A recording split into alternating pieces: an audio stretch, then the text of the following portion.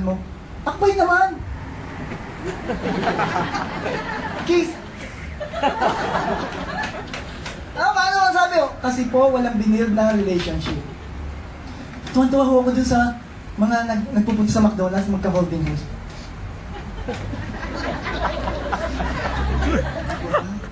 At hinihintay pang kumain. Pagkat matapos kumain yung kanyang asawa. Kanta niyo po yung kwento mo yun? Hinihintay pa siya. Bakit po?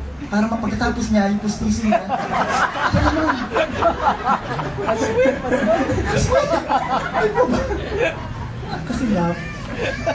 Hinalintulad po ni Warren Wiersbe. Si Warren Wiersbe yung nagkakwento nito. Kung may ginagawa po, si Warren Wiersbe. Hindi po ako.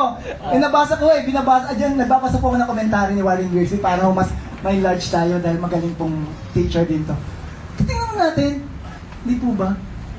Pwede mo rin ito sa Panginoon, sa ating relasyon sa Lord.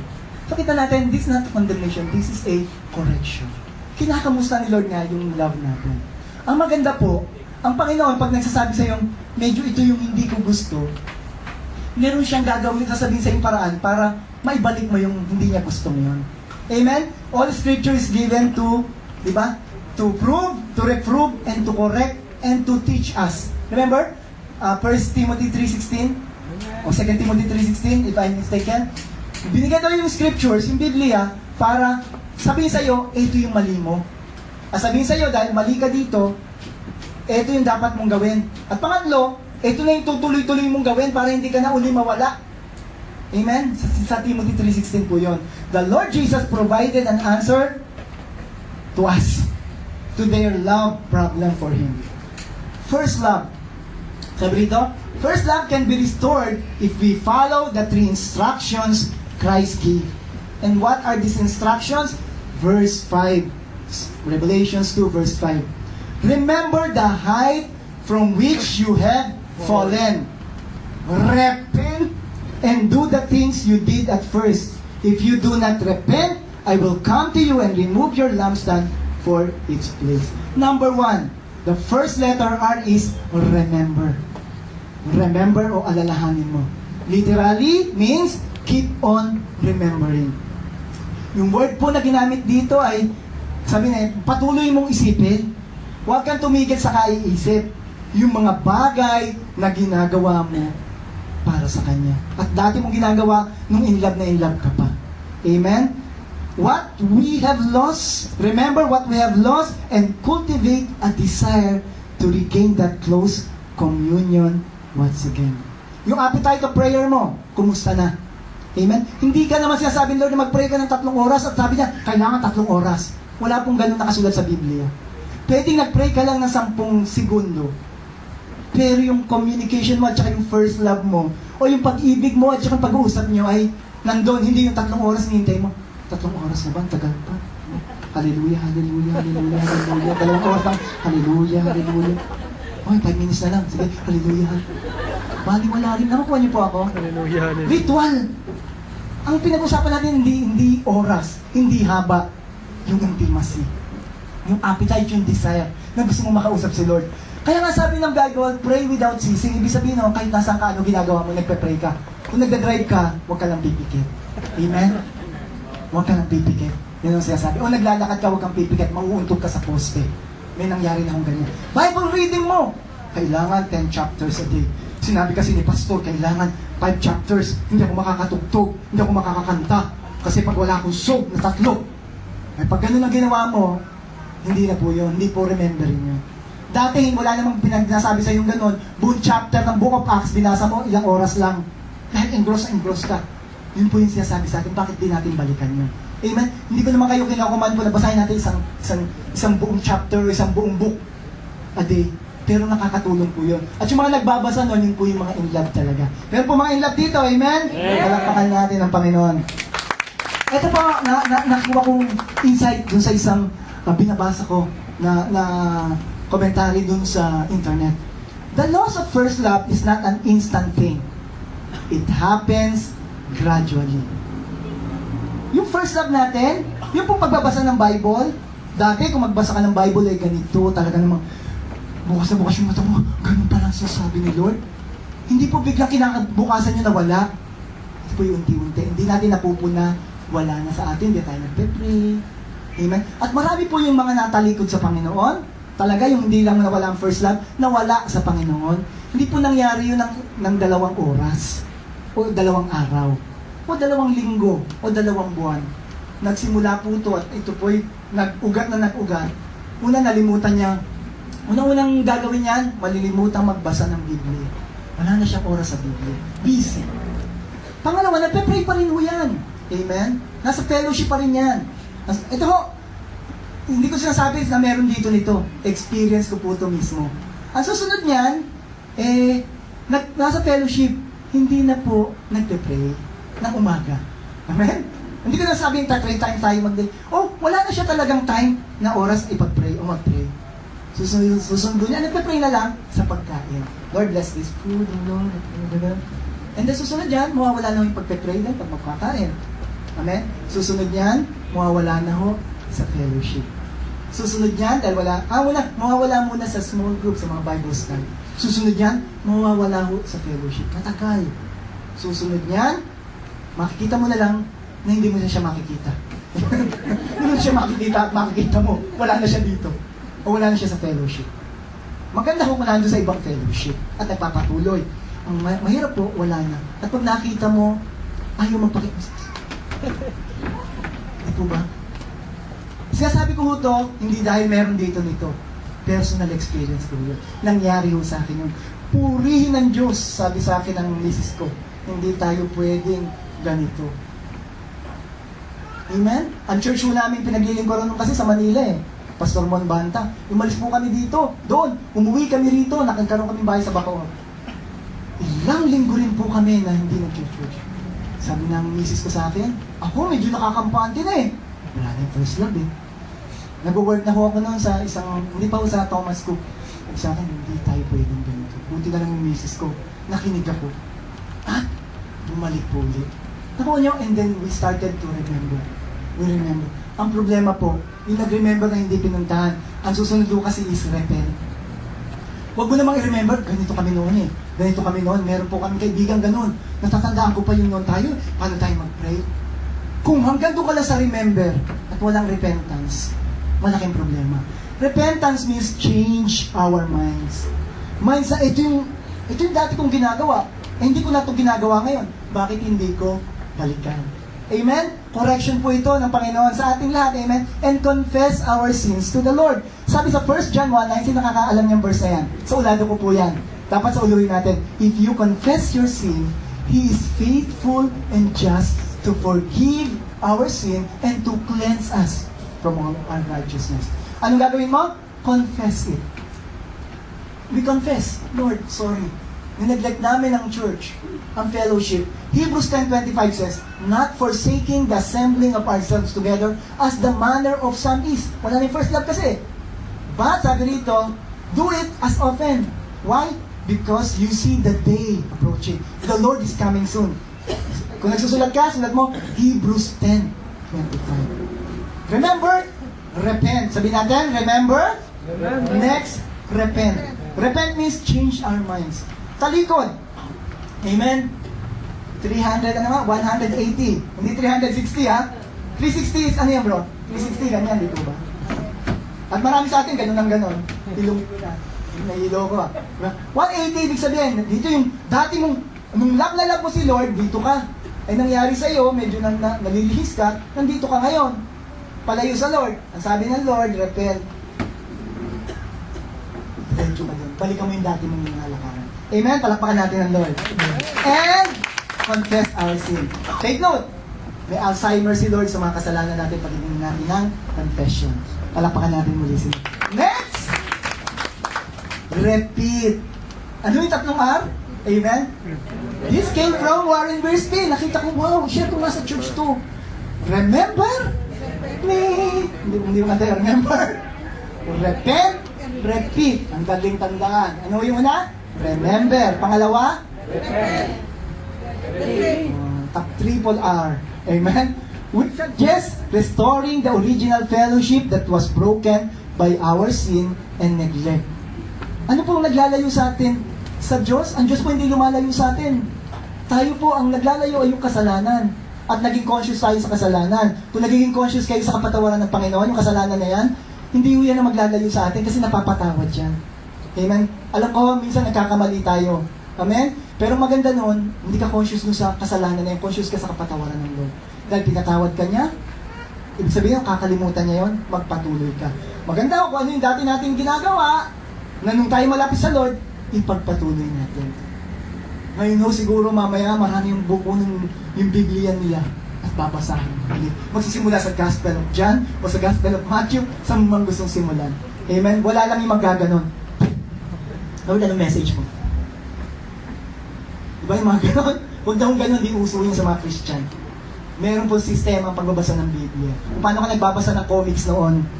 Meron ba nagbabasa ng comics dito mula sa likod paharap? Kung inchik yun, ganun ang comics mula sa likod papunta sa harap. Amen? Di ba binubuksan natin, ano ba ngayon ang wakasan? Ang first story. Amen? Hindi ka doon sa the end. The end pabalik. Di po ba? Ang pagbasa ng Biblia, ganun din po, simula, pababa. Talampakan natin ng Lord. Hallelujah! For the believer, this means, prayer. This means, Bible reading. This means, meditation. Obedience, service, and worship. Ay, mga in love kay Lord, gagawin ho yan niya. Amen? Praise God. Thank you, Lord. The Lord Jesus rewards to those who made Him their first love. Meron po si Lord. The Lord Jesus rewards those who made Him their first love. Verse 6 and 7. But there is this about you that is good. Na-explain ko na ito kanina. Ano yung, sabi nila, hindi kayo tumutulad sa mga Nicolaitans. The Lord highly praised those who hate sin. Yun po yung ibig sabihin nito. Yung mga Nicolaitans ay gustong-gusto magkasala. Ay, gusto-gusto gumawa ng mali. Sabi niya, hindi nyo ito tinotolerate. Hindi nga kayo nakikisama eh. Although nakikisama kayo, hindi kayo nakikisama. The Nicolaitans were believers who compromised their faith in order to enjoy some of the sinful practices of Ephesian society.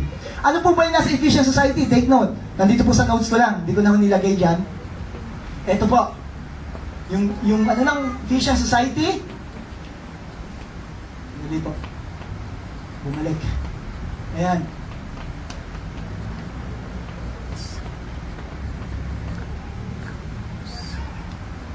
Ayan. Ang ano ho, in the society as a Ephesus, where people were encouraged to exercise unrestrained freedom in carrying out their fleshly desire. They will do, yun po sa lugar ng Ephesus, yung taong nakatira ron, they will do anything na magbibigay ng desire sa kanilang puso. Hindi na iisipin kung sino yung nasa paligid nila. Hindi na iisipin kung ano mangyayari sa sarili nila. Which is typical na nangyayari hindi lang sa Ephesus, sa panahon din natin. Concept of submission and obedience were not seen as virtues. Kaya, and much the same is true of this society. Being under Roman occupation, though they had fear, they did not have high respect for the authorities over them. Sila po, ang mga Ephesian society, hindi po sumusunod sa batas. Gusto gagawin lang, gusto nilang gawin. Kung merong pedestrian sa uso na sa kanila yun, hindi sila tatawid doon. Bibit nila yung red light, kung uso na nun yun, nakasakay sila sa kabayo. Di po ba? O karwahan. Oh, nag-red. Di po ba? Hindi, dire-diretso yun. Ano po? Kita nyo. Lahat po, hindi sila susunod. Amen? Yun ang ugali ng mga taga-Ephesus. At ginagayaw po ito ng mga Nicolaitans. Ayan. Being under Roman, ito pa, their highest authority from the point of view, no? Ito, take note, their highest authority from the point of view was a woman. Mga under this ayaw lalaki dito. Ang focus nila ay mga babae. Artemis of the Ephesians, they worship Diana. Remember, yung many, punong-puno ng breast si Diana. Yun po wino-worship nila. That's why in this worship, who they worship as God, this was the rampant sexual immorality led to a breakdown of family structure. The role of the husband, the role of the husband was not recognized as having authority associated with it. Neither did the husband show proper love to their wives as they went to the temple to have sex with the temple prostitutes. As the wives did not respect their husband, so also the children did not respect their parents. Typical. Kaya pala si Paul, sa letter niya sa taga-Ephesians, binigyan niya ng diin to. Husband, love your wife. Huh? Tapos, wife, honor your husband. Submit to your husband. Children, obey your parents. Kasi po, very rampant to doon.